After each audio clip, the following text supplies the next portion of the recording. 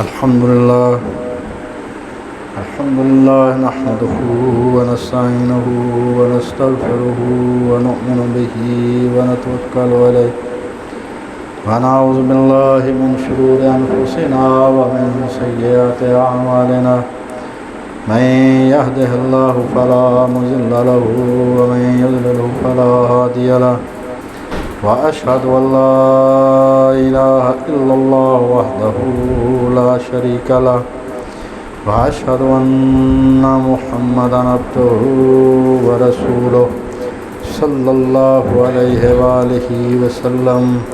أعوذ بالله من الشيطان الرجيم. بسم الله الرحمن الرحيم. يا أيها الذين آمنوا استعينوا بالصبر والصلاة إن الله مع الصابرين.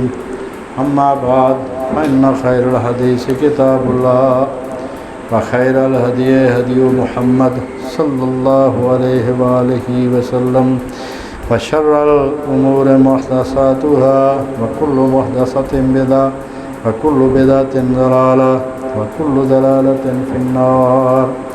سورہ بقرہ آیت نمبر ہے 153.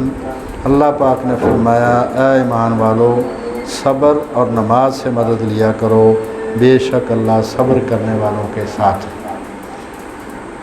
تو یہ جو ہے کہ مدد لیا کرو، استعینوا استعانت، کہ صبر اور نماز سے مدد لیا کرو، تو اس کا استعمال قرآن مجید میں مختلف جگہوں پر ہوا ہے. تو ان آیات کو میں پڑھوں گا تاکہ پوری بات سامنے آ جائے، اور اللہ تعالیٰ سے دعا ہے کہ اللہ پاک ہمیں قرآن مجید پر عمل کرنے کی توفیق عطا فرمائے. تو ایک ایک کر کے میں ان آیات کو بلا تمہید شروع کرتا ہوں تاکہ کوشش کریں یہ موضوع آج مکمل ہو جائے. تو سورہ فاتحہ، اس میں اللہ پاک نے فرمایا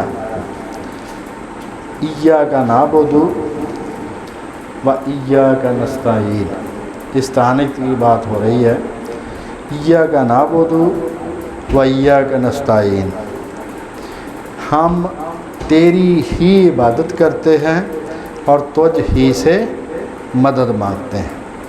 یہ ہے سورہ فاتحہ. تو اس کے بعد سورہ بقرہ کی آیت نمبر ہے 107، اس میں یہ لفظ آیا ہے. تو اس میں اللہ پاک نے فرمایا کہ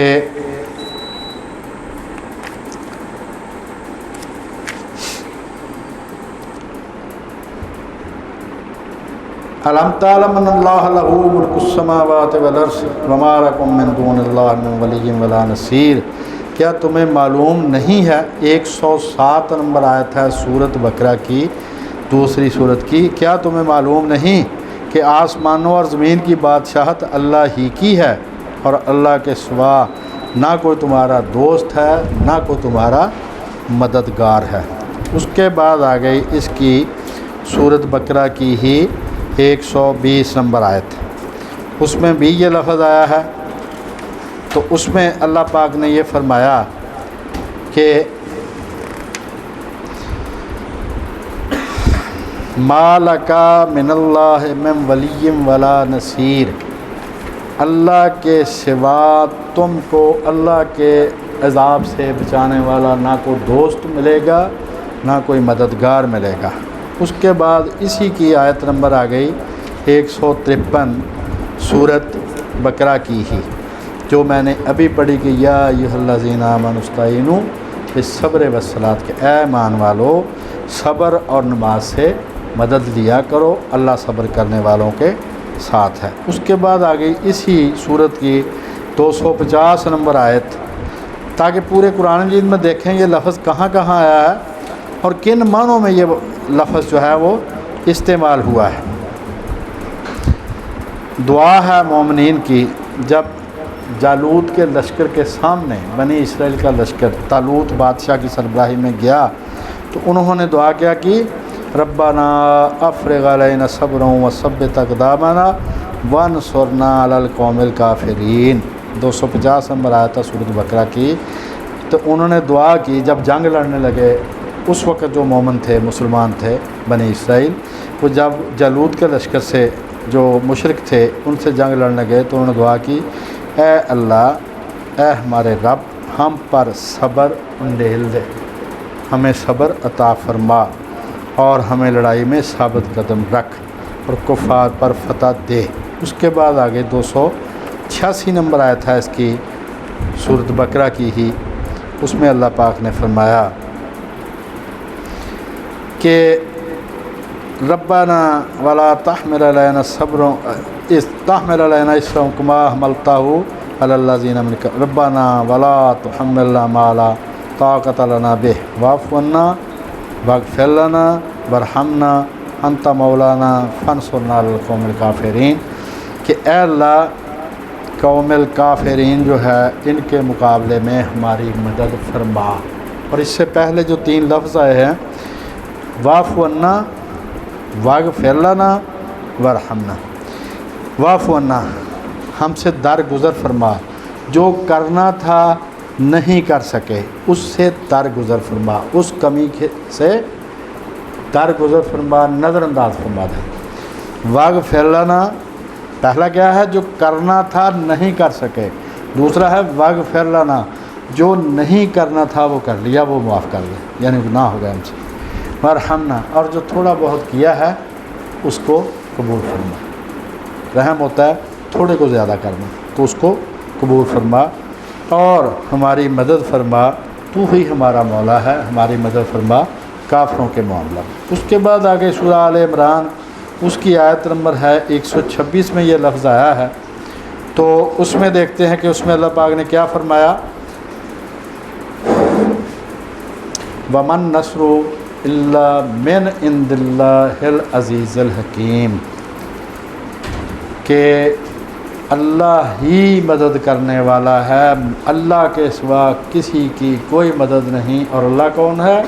عزیز اور حکیم، جو غالب ہے اور حکمت والا ہے۔ اس کے بعد یہی لفظ آیا ہے 148 نمبر آیت میں، اس میں اللہ پاک نے فرمایا کہ مومنین جو ہیں ان کی جو دعا ہوتی ہے وہ کیا ہوتی ہے؟ وما کان قولہم، ان کی بات اس کے علاوہ کوئی نہیں ہوتی، الا ان قالوا، سوائے اس کے، ربنا اغفر لنا ذنوبنا، اے ہمارے رب ہمارے گناہ معاف کر دے، و اسرافنا، اور جو زیادتی ہم سے ہوئی وہ معاف کر دے، وثبت اقدامنا، ہمارے قدموں کو ثابت قدم رکھ، وانصرنا علی القوم الکافرین، اور کافروں کے معاملے میں ہماری مدد فرما۔ اس کے بعد آ گیا 150 نمبر آیت ہے سورۃ آل عمران کی، اس میں یہ لفظ آ گیا، بل اللہ مولاکم، بلکہ اللہ ہی تمہارا مولا ہے، وہی تمہارا مددگار ہے، وہ خیر الناصرین، اور وہ سب سے بہترین مدد کرنے والا ہے۔ اس کے بعد یہ آگے یہ آیت سورہ نساء کی 45 نمبر آیت ہے، اس میں بھی یہ اللہ پاک نے یہی لفظ استعمال فرمایا ہے، تو اس میں واللہ عالم بِأَعْدَائِكُمْ، اللہ تعالیٰ تمہارے دشمنوں سے خوب واقف ہے، وَكَفَى بِاللَّهِ وَلِيًّا وَكَفَى بِاللَّهِ نَصِيرًا، اور اللہ ہی تمہارا سازگار ہے اور اللہ ہی تمہارا مددگار ہے۔ اس کے بعد آگے سورہ اعراف 7 نمبر صورت ہے، اس کی آیت نمبر ہے 126، اس میں اللہ پاک نے فرمایا کہ ربنا افرغ علینا صبرا وتوفنا مسلمین، جو مومنوں کی دعا ہے انہوں نے کیا کہا کہ اے ہمارے رب، جب تیری نشانیاں ہمارے پاس آ گئیں تو ہم ان پر ایمان لے آئے، اب ہم پر صبر ہمیں عطا فرما، کیونکہ اب ہمیں مشکلات پیش آئیں گی۔ جب ہم نے ایمان ہم لے آئے تیری باتوں پر، تو اب ہمیں مشکلات کا سامنا کرنا پڑے گا، اس کے لیے ہمیں تیری طرف سے صبر درکار ہے، ہمیں صبر عطا فرما اور ہم پر استقامت عطا ہمیں عطا فرما، اور جب ہمیں موت آئے تو ہم مسلمان ہی اس دنیا سے جائیں۔ اس کے بعد اللہ پاک نے فرمایا، حضرت موسیٰ علیہ السلام کی بات نقل کرتے ہوئے، قال موسیٰ لقوم استعینوا باللہ واصبروا، اے میری قوم اللہ سے مدد مانگو اور صبر کرو، یورثھا من ان الارض للہ، زمین اللہ کی ہے، یورثھا من یشاء من عبادہ، جس کو چاہتا ہے اپنے بندوں میں سے عطا فرما دیتا ہے، والعاقبۃ للمتقین، لیکن جو آخرت ہے وہ صرف پرہیزگاروں کا ہی حصہ ہے۔ اس کے بعد 191 اور 192 نمبر آیت ہے اس کی سورۃ اعراف کی ہی، کہ وہ ایسوں کو شریک بناتے ہیں جو کچھ بھی پیدا نہیں کرتے بلکہ خود پیدا شدہ ہیں، یعنی وہ مخلوق ہیں اللہ کی جن کو اللہ کے علاوہ شریک بناتے ہیں یہ لوگ، وہ نہ ان کی مدد کی طاقت رکھتے ہیں اور نہ اپنی مدد ہی کر سکتے ہیں۔ تو اس کے بعد یہی لفظ استعمال ہوا سورہ انفال 8 نمبر صورت ہے، اس کی 10 نمبر آیت میں یہی لفظ استعمال ہوا ہے۔ اس میں اللہ پاک نے فرمایا وَمَن نَّصْرُ إِلَّا مِنْ عِندِ اللَّهِ، اللہ کے سوا کوئی مدد نہیں کر سکتا۔ ان اللہ عزیز الحکیم، اللہ عزیز بھی ہے اور حکیم بھی ہے۔ اس کے بعد اسی صورت کی انفال کی 40 نمبر آیت ہے، اس میں اللہ پاک نے فرمایا وَإِن تَوَلَّوْا، اگر وہ اس بات سے منہ موڑیں جو آپ ان کو بتا رہے ہیں تو فَاعْلَمُوا، جان لو ان اللہ مولاکم، تم اے مسلمانوں تمہارا حمایتی تو ہے اللہ، نعم المولا، کتنا ہی اچھا آقا ہے وہ، وَنِعْمَ النَّصِيرُ، اور وہ مدد کرنے والا بھی بہترین ہے۔ اس کے بعد سورہ توبہ ہے، اس کی 116 نمبر آیت میں اللہ پاک نے فرمایا سورہ توبہ 116 نمبر آیت، وَمَا لَكُم مِّن دُونِ اللَّهِ مِّن وَلِيٍّ وَلَا نَصِيرٍ، تمہارے لیے اللہ کے علاوہ نہ کوئی دوست ہے نہ کوئی تمہارا مددگار ہے۔ اس کے بعد سورہ ہود 11 نمبر صورت ہے اور اس کی آیت نمبر ہے 113، اس میں اللہ پاک نے فرمایا وَمَا لَكُم مِّن دُونِ اللَّهِ مِّنْ أَوْلِيَاءَ، اللہ کے سوا تمہارا کوئی ذرا بھی حمایتی نہیں، من مطلب ذرا بھی نہیں ہے، تاکہ وہ لوگ جو اللہ کے علاوہ وہ شرک کرتے تھے ان کو اللہ پاک نے توجہ دلائی کہ تمہارا میرے سوا کوئی مددگار نہیں، تو مجھ پر ایمان لاؤ اور میرے سوا تمہارا کوئی مددگار نہیں ہے۔ یہ آ گیا جی سورۃ یوسف ہے، اس کی آیت نمبر ہے 18۔ سیدنا یعقوب علیہ السلام جب وہ ان کے بیٹے کرتے پر جھوٹ موٹ کر لہو لگا کر لے آئے تو انہوں نے کیا کہا، فصبر جمیل، کہ بہترین طریقے سے صبر کروں گا، واللہ مستعان علی ما تصفون، اور اللہ ہی سے مدد مانگتا ہوں جو اس بات پر جو تم کہتے ہو۔ اس کے بعد آگے سورت نمبر ہے 21، یہ سورہ انبیاء ہے اور اس کی آیت نمبر ہے 68۔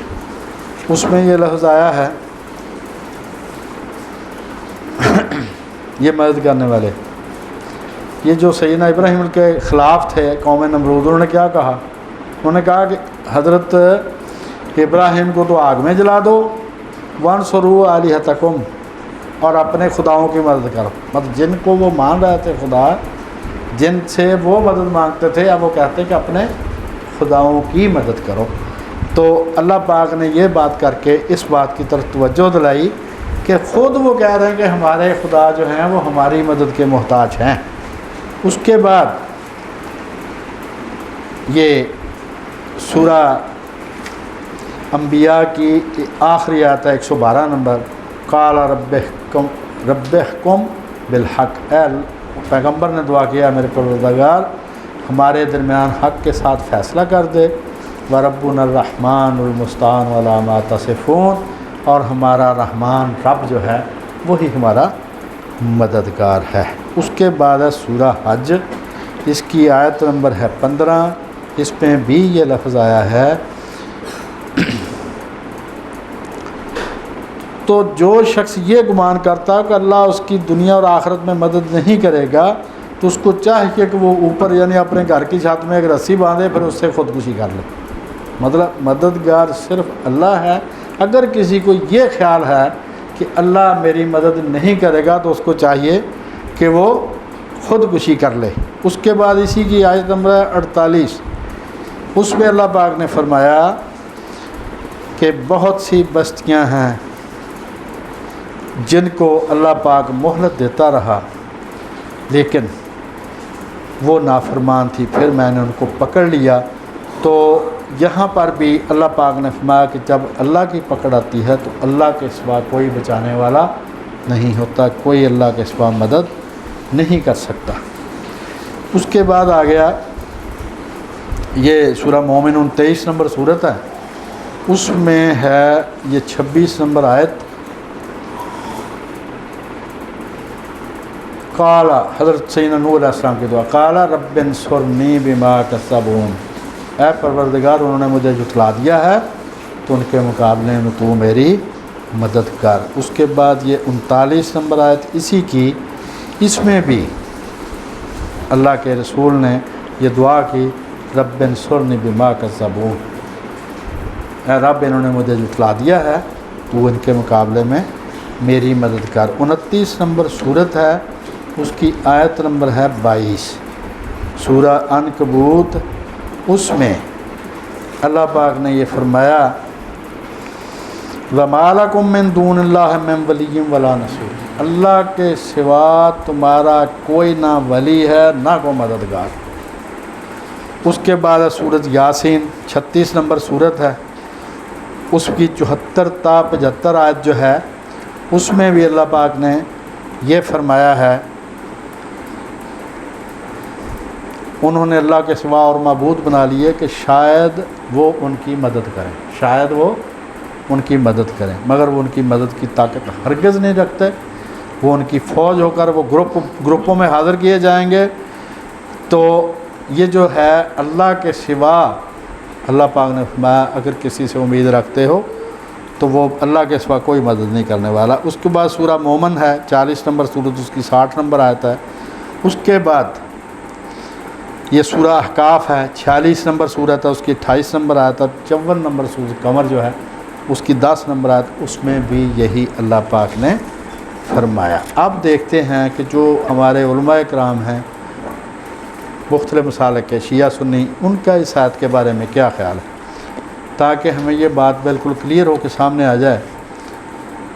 صبر اور صلات دونوں خدا سے ہی مدد مانگنا ہے، خدا کا ہی حکم ہے۔ نماز بھی اللہ کی عبادت ہے، صبر بھی اسی کی طرف سے ملتا ہے۔ تو اللہ پاک نے فرمایا، اس کی جو تشریح کی ہے علماء نے، سب سے پہلے بیان القرآن تفسیر مولانا اشرف علی تھانوی کی، اس میں وہ کہتے ہیں کہ نماز سے مراد یہاں پر وہ ہے جو حضور قلب کے ساتھ ہو، جو آدمی پوری توجہ سے پڑھے۔ صبر کرنے سے مراد یہ ہے کہ یہ بھی ذہن میں رہے، صبر تو کرنا ہی کرنا، لیکن یہ بھی انہوں نے کہا ذہن میں رہے کہ بعض دفعہ بظاہر تو مصیبت ہوتی ہے لیکن دراصل وہ نعمت ہوتی ہے، جیسے اصحاب کہف، سورہ کہف میں جو کشتی ٹوٹی تھی، بظاہر تو وہ ان کا نقصان تھا، مصیبت تھی کشتی والوں کے لیے، لیکن دراصل ان کی کشتی بادشاہ کے قبضے سے بچ گئی تھی۔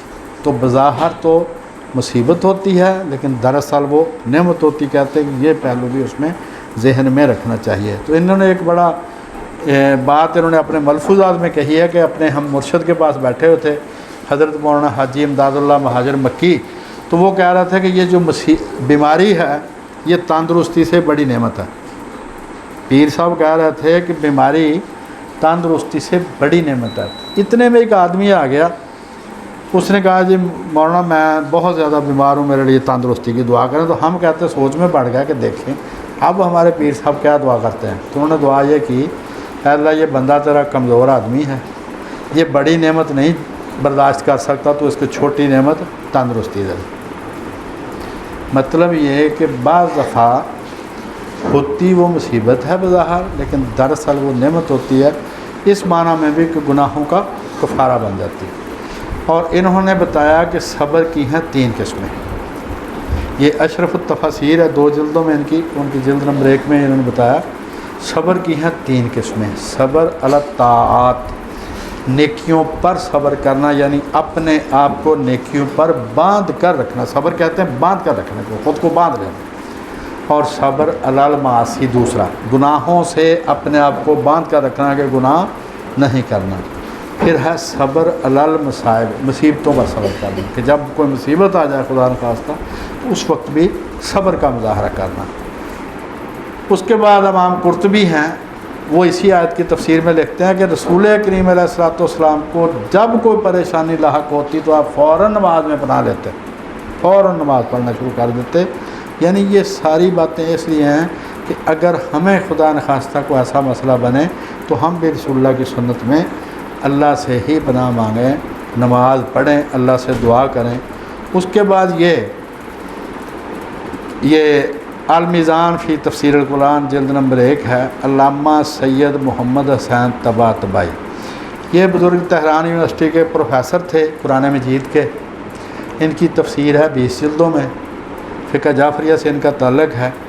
وہ کیا لکھتے ہیں؟ وہ کہتے ہیں کہ الکافی میں حضرت امام جعفر صادق رضی اللہ تعالیٰ عنہ بیان فرماتے ہیں کہ سیدنا علی رضی اللہ تعالیٰ عنہ کو جب کوئی پریشانی آتی تو نماز پڑھنا شروع کر دیتے، اور ساتھ ہی یہ آیت بھی تلاوت فرمائی کہ استعینوا بالصبر والصلاۃ۔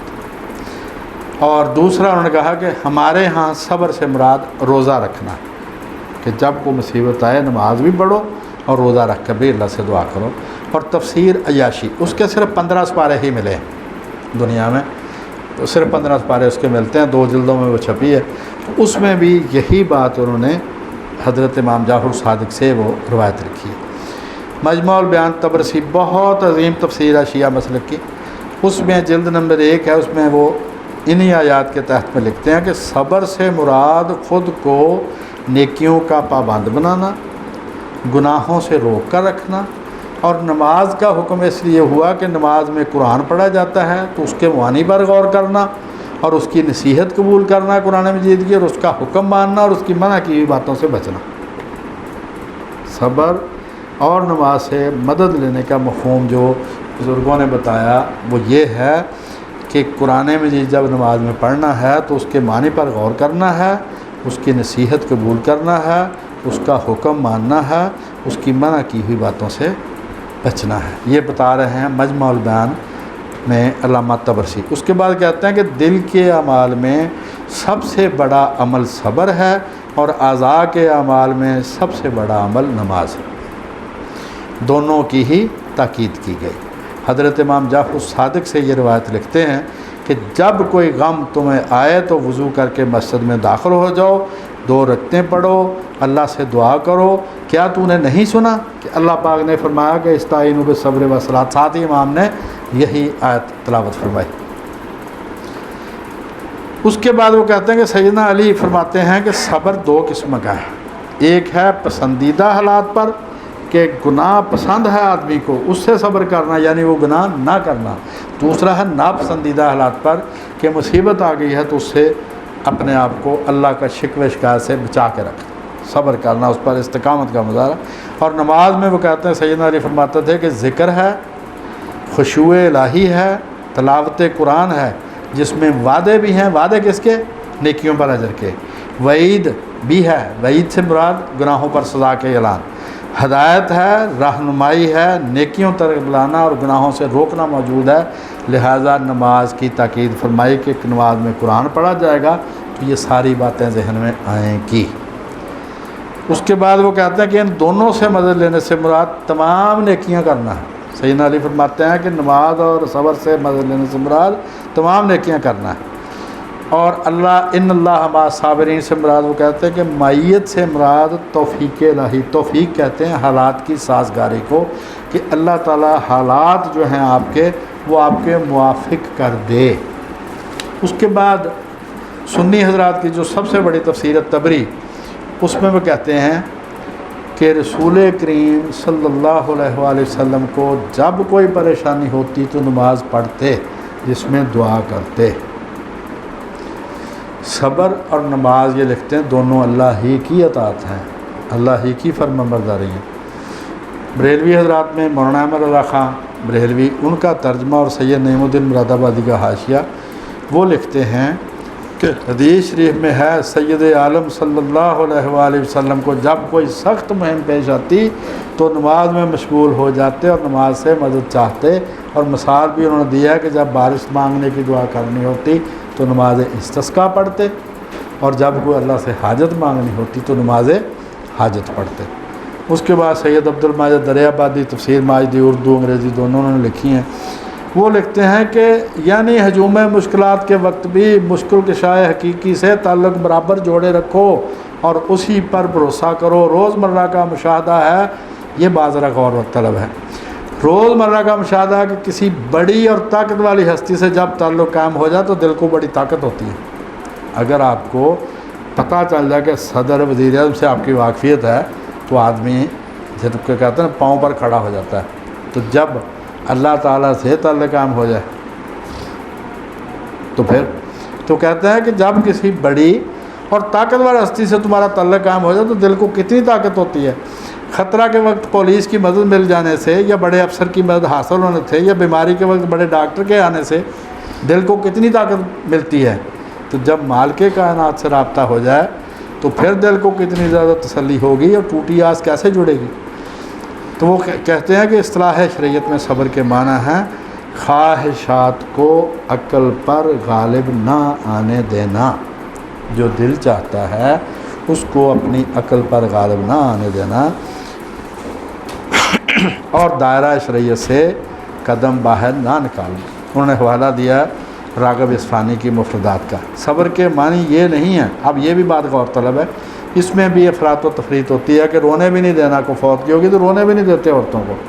وہ کہتے ہیں کہ صبر کے یہ معنی نہیں ہے کہ طبعی اور بشری امور بھی اور آثار بھی ان پر ظاہر نہ ہوں۔ کہتے ہیں یہ نہیں معنی صبر کا کہ آدمی کو جو طبعاً اس پر ہوتا ہے وہ بھی نہ ظاہر ہو۔ مطلب فوت کی ہوئی تو رونا تو ہے بھائی، تو اس کو بھائی رونے دو۔ کہتے ہیں بھوک سے نڈال ہونا، درد سے کراہنا، رنج میں رونا، یہ سب فطری باتیں ہیں، لہٰذا اس کی مناہی نہیں ہے، اس سے منع نہیں کیا گیا۔ منع صرف کیا گیا کہ اللہ کی شکایت نہیں کرنی اور اس میں کوئی شریعت سے باہر والی بات نہیں کرنی۔ اور میت سے مراد کہتے ہیں کہ ان اللہ مع الصابرین، اس سے مراد عام میت نہیں بلکہ خصوصی میت ہے، خصوصی ساتھ ہے، اللہ تعالیٰ کا خصوصی ساتھ ہے کیا، جس کے آثار حفاظت، مدد اور خاص توجہ ہے۔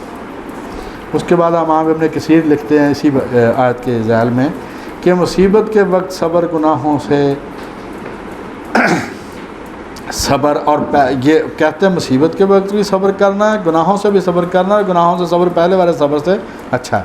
اور یہ رسول کریم علیہ السلام کو جب کوئی غم مشکل میں ڈال دیتا تو نماز پڑھا کرتے تھے، فوراً نماز پڑھنا۔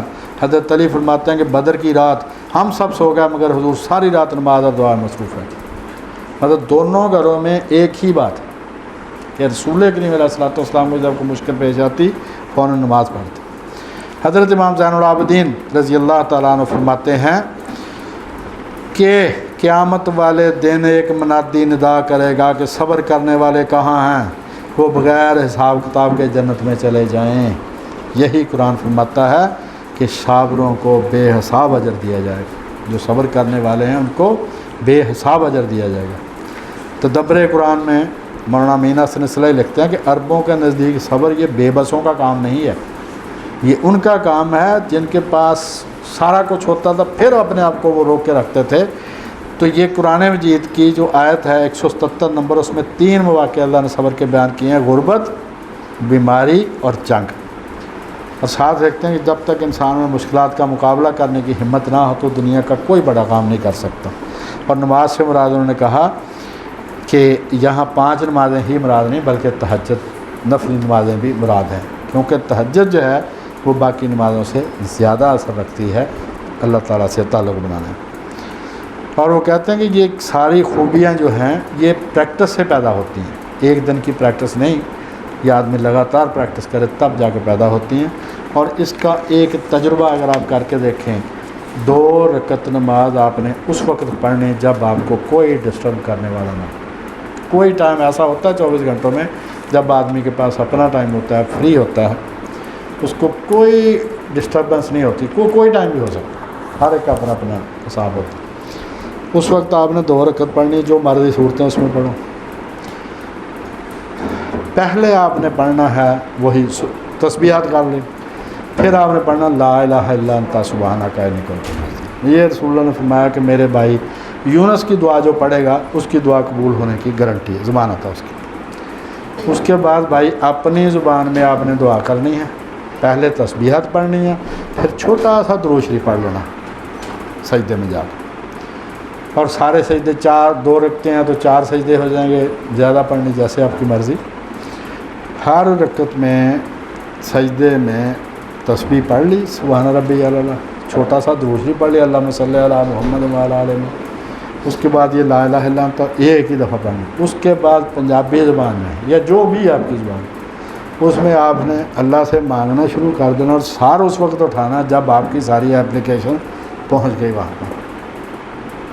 دوسرے سجدے میں ایسے کرنا، تیسرے میں بھی ایسے، چوتھے میں بھی، رکوع میں کریں بسم اللہ۔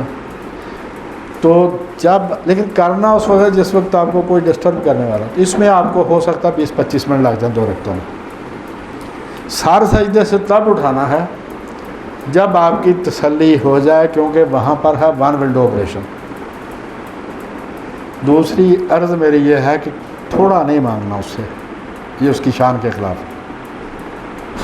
جو مانگنا بے حساب ہی مانگنا۔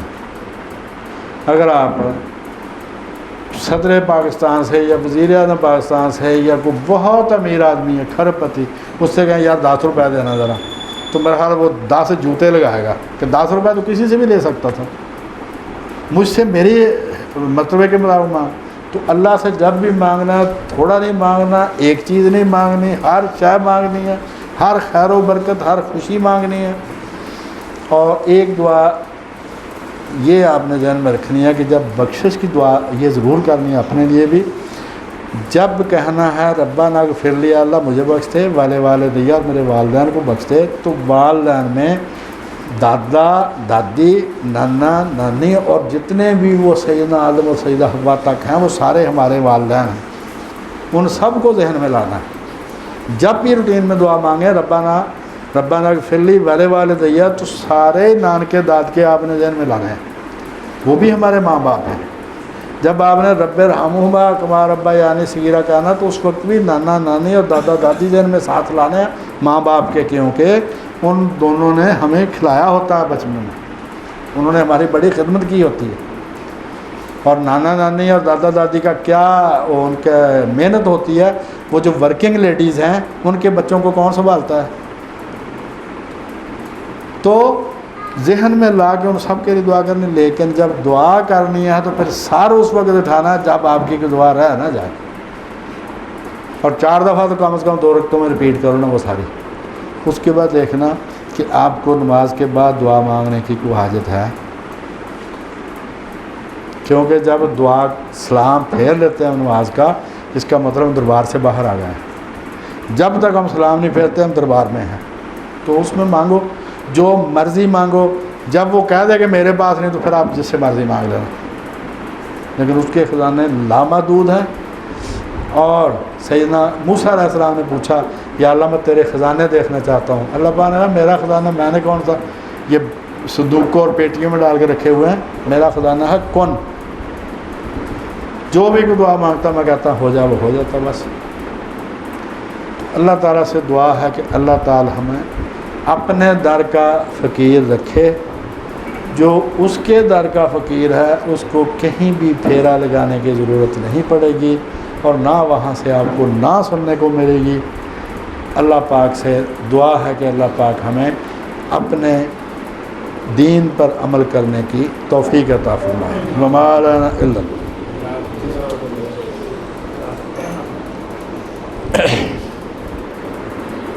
الحمدللہ رب العالمین الرحمن الرحیم اللہم صلی علی محمد وعلی آل محمد کما صلیت علی ابراہیم وعلی آل ابراہیم انک حمید مجید اللہم بارک علی محمد وعلی آل محمد کما بارکت علی ابراہیم وعلی آل ابراہیم انک حمید مجید لا الہ الا انت سبحانک انی کنت من الظالمین اللہم انی اسألک من الخیر کلہ ما علمت منہ وما لم أعلم وأعوذ بك من الشر كله ما علمت منه وما لم أعلم اللهم إني أسألك من خير ما سألك منه عبادك الصالحون وأعوذ بك من شر ما استعاذك منه عبادك الصالحون ربنا آتنا في الدنيا حسنة وفي الآخرة حسنة وقنا عذاب النار سبحان ربك رب العزة عما يصفون وسلام على المرسلين والحمد لله